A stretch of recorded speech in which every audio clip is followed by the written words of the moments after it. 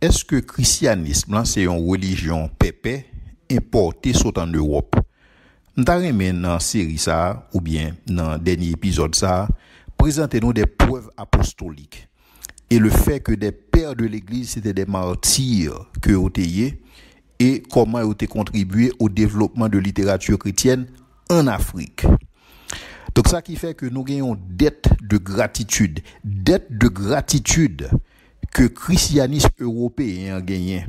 Pour ça qui concerne les patristiques africains, c'est une dette qui est immense et que vous devez reconnaître. Non seulement que les pères de l'église, les patristiques africains, non seulement que vous avez contribué dans contrer des hérésies, pour contrecarrer des hérésies en circulation à cette époque, ils ont facilité tout la compréhension ou bien la clarification de grandes doctrines. Et ils ont quitté derrière eux, ils ont héritage de littérature abondante. Et comme si ça pas suffi, ils ont payé ça de la vie en tant que martyr pour croyance et qui était cher à eux-mêmes. Donc, et le Nord et le Sud, jusqu'à présent, a bénéficié travail les patristiques africains. Maintenant, qu'on y a l'état intéressant pour me dire que qui influence père patristique africain ça a gagné dans le christianisme. Je pas capable de citer toutes, mais qui t'aime trier sur le volet quelques patristiques africains pour me présenter contribution inestimable. Premier monde à me citer c'est Clément d'Alexandrie qui lui-même te vive entre l'an 160 et l'an 215 après Jésus-Christ. Clément d'Alexandrie c'était un écrivain prolifique. Lui-même avec professeur que le gagné Pantanéus de monsieur Sayo, yo développé un programme catéchique que organisé dans l'école d'Alexandrie. Et pas oublier, l'école d'Alexandrie, ça, c'est un centre intellectuel le plus important dans le monde antique. Tout le monde connaît l'histoire, cette grande bibliothèque d'Alexandrie qui prend du feu. Et c'est là que monsieur yo initié l'exploration de relations entre la foi et la raison. Donc, aujourd'hui, il y a fait débat entre la foi et la raison. Monsieur Sayo même, il a fait depuis au IIe siècle. Malheureusement, il y a une vague de persécution que l'Église est combinée avec l'État. Et après le fait plus tard, et que monsieur était obligé de fuir et Alexandrie et pour que l'Ipat retourne. Maintenant, Origène d'Alexandrie. Origène d'Alexandrie, lui-même, monsieur était vivre entre l'an 185 et l'an 253 après Jésus-Christ. Origène, c'était premier théologien systématique qui existait. C'est-à-dire que monsieur c'est premier monde qui produit un ouvrage de théologie systématique. Donc premier ouvrage théologie systématique, c'est pas un européen qui écrit, sont africains qui écrit. Et monsieur te travaille pendant plus de 40 ans pour qu'il était capable de produire un texte Ancien Testament en 6 colonnes et que il était relé Exalpha. Et monsieur, c'est un grand penseur. Et côté monsieur, t'a réfléchi sur la christologie. Et que pendant ce temps, monsieur, t'a fait des réfutations, particulièrement contre Celsus. Et Celsus lui-même, et qui sont hérétiques à cette époque. Malheureusement, il a torturé monsieur, et puis monsieur mourit à la suite de ses blessures. Donc, il mourit à cause de sa foi. Troisièmement, on a Tertullien. Tertullien était vivre entre l'an 160 et l'an 220 après Jésus-Christ.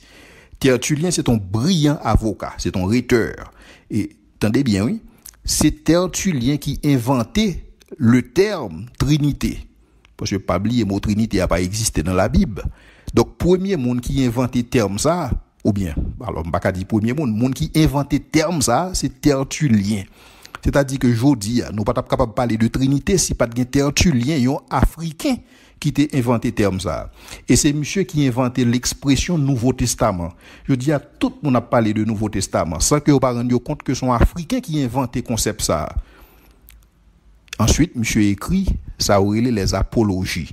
Et ça, c'est plus grand, si vous voulez, revue d'apologétique en latin sur le christianisme qui était écrit avant Augustin. Et monsieur était premier théologien chrétien qui a écrit en latin. Donc, premier théologien chrétien qui a écrit en latin, le pas un européen, un africain. Ensuite, je suis capable de citer Cyprien, qui lui-même était vivre entre l'an 200 et l'an 258. Cyprien, c'était évêque de Carthage, et monsieur c'était un administrateur et un théologien doué. Et donc, monsieur t'a contribué en pile dans un travail et majestueux que monsieur t'a fait sur l'unité de l'Église. Et monsieur tout t'est mort comme martyr. Maintenant, ça, c'est des pères de l'Église et pré-nicéens, c'est-à-dire avant le concile de Nicée. Mais, m'après citer l'autre père de l'Église qui est extrêmement, et si vous voulez, et qui est extrêmement significatif pour ça qui concerne la foi chrétienne. Il s'agit d'Athanase, et qui lui-même était vivre entre 296 et 373. Athanase, c'est un diacre à Alexandrie, et monsieur, c'était champion ça pendant concile nicéen qui était fait en 325 qui t'a prononcé sur la relation qui existait entre le père et le fils, c'est-à-dire que est-ce que le père et le fils sont de même nature ou bien est-ce que de nature différente parce que le fils subordonné au père. Grâce à intervention ça que Athanase a fait, jodi nous gagnons plus grande clarté sur la relation entre le père et le fils. Donc, effort patristique africain, ça mérite une reconnaissance. Donc, lorsque nous avons dit que le christianisme est une religion importée d'Europe, non seulement ça n'est pas factuel, mais nous avons fait du tort à toute une tranche d'histoire. Et nous fait tort à tête nous tout en tant que monde qui est descendant africain. Donc, là, ça nous nier contribution nous dans l'entreprise et ça a que le christianisme et que c'est pas une entreprise européenne, non seulement pas une entreprise africaine non plus, mais cependant faut que nous reconnaître cette contribution inégale et inégalable des patristiques africains pour ça qui concernait le christianisme. Maintenant, deuxième réalité m'dame regarder c'est comment reconnaissant ça lorsque nous ta reconnaître et influence monde ça yo, influence patristique ça yo, comment ça capable contribuer pour que nous façonner la culture au niveau des Caraïbes et au niveau de l'Afrique. Mais avant qu'il me fait quelques considérations. Parce que réalité c'est que lorsque Arabes yo envahi l'Afrique du Nord et l'Afrique de l'Ouest, ça que le Maghreb au 7e siècle. Lorsque on fait ça, quantité chrétien dans zone ça ou t'a pral diminuer de manière considérable. Il y a un pile là yo que été expulsé et te gon vague de persécution que islam t'a imposé contre les chrétiens et ont tué en pile là yo. Et en l'autre réalité tout est en pile mesdames coptes, c'est-à-dire que des femmes égyptiennes et qui ont même été épousées des musulmans et qui si vous voulez t'a pral fait que et Égypte t'a pral dominé particulièrement par l'islam et ça pas t'a pral prend pile temps pour que Arabes yo été imposé l'islam à tout peuple conquis en Afrique yo. Et c'est ça que t'a pral pousser un historien qui est le Curian qui t'a pral dit que l'arabisation des peuples au Moyen-Orient et en Afrique du Nord était si complète que même jusqu'à aujourd'hui les Berbères, les Égyptiens et les Libyens et les Phéniciens se considéraient comme des Arabes sémites. Fin de citation. C'est-à-dire que monsieur Islam yo descend en bas, monsieur musulman yo fait une arabisation de l'Afrique. Donc c'est-à-dire que yo imposé culture yo jusqu'à ce que moun dans plusieurs territoires conquis yo pas même été capable de tête yo autrement que des Arabes. Donc malheureusement pour quelques monde yo ouais que l'islam son religion traditionnelle que lié alors que son religion qui est entrée en Afrique au 7e siècle. Mais mes amis, si islam capable de considérer comme une religion traditionnelle alors que li est entré en Afrique au 7e siècle, et que dire de christianisme lui-même qui est en Afrique depuis le 1er siècle? Donc c'est-à-dire faut que nous cohérents dans la question yo. Parce que aujourd'hui, tout le monde a dit que faut que vous retourner dans la religion ancêtre si c'est pas vaudou, c'est islam. Comme si c'est seul ça ou bien comme alternative. Alors que l'islam entré au 7e siècle.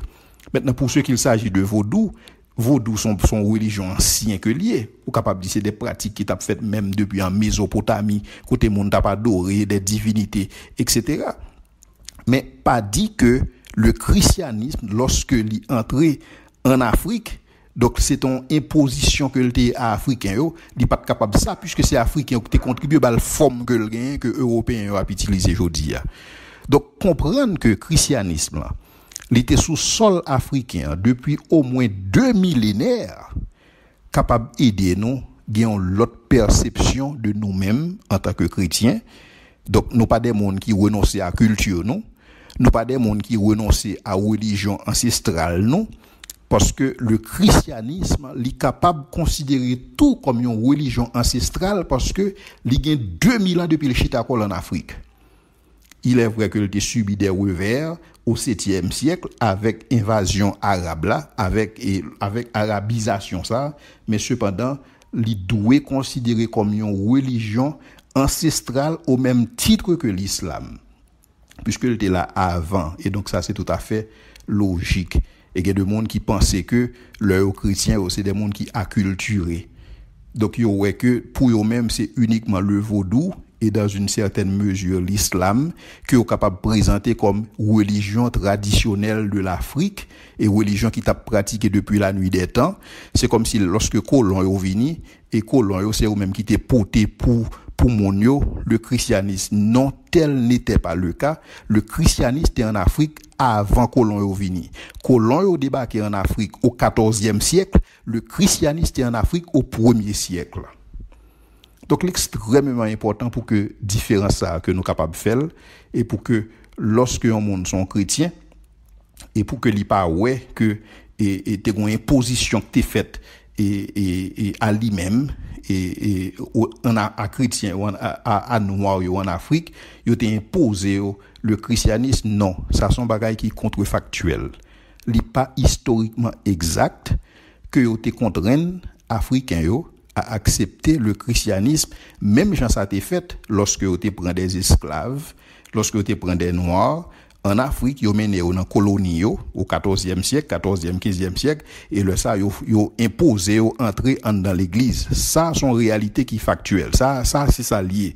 Mais dire que le christianisme son religion est importé d'Europe, ça est contrefactuel dans la mesure où le christianisme africain primitif, le christianisme si vous voulez, il était présent en Afrique en même temps que l'a déployé tête en Europe et non seulement ça, il était grandement contribué à l'expression christianiste que nous connaissons en Europe. Donc chrétiens qui en Afrique et qui dans Caraïbes, ils n'ont pas besoin de sentir tête comme des gens qui abandonné leur ascendance, qui abandonné origine parce qu'ils ont embrassé le christianisme. Christianisme pas une religion importée d'Europe.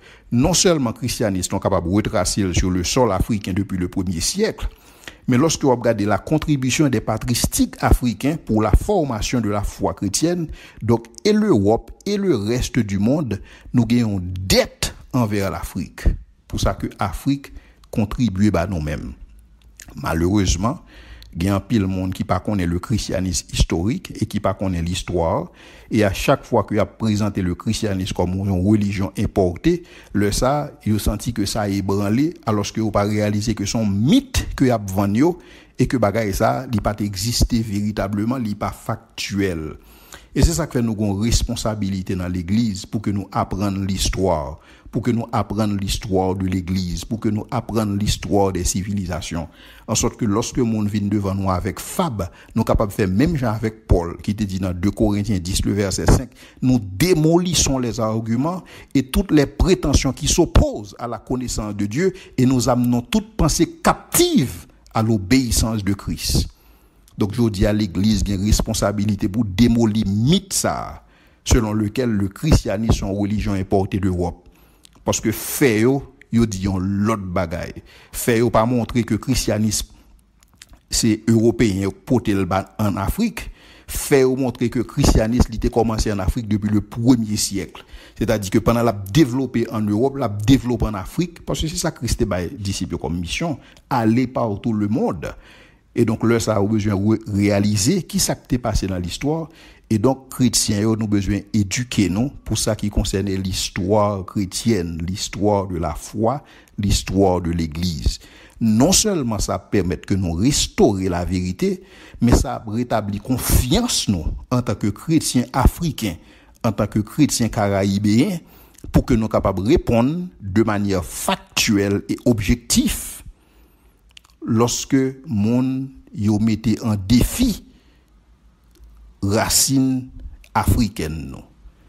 Et donc nous avons besoin de faire série ça ensemble avec nous pour que nous soyons capables de clair sur mythe ça, à savoir que le christianisme c'est une religion importée d'Europe et imposée aux Africains.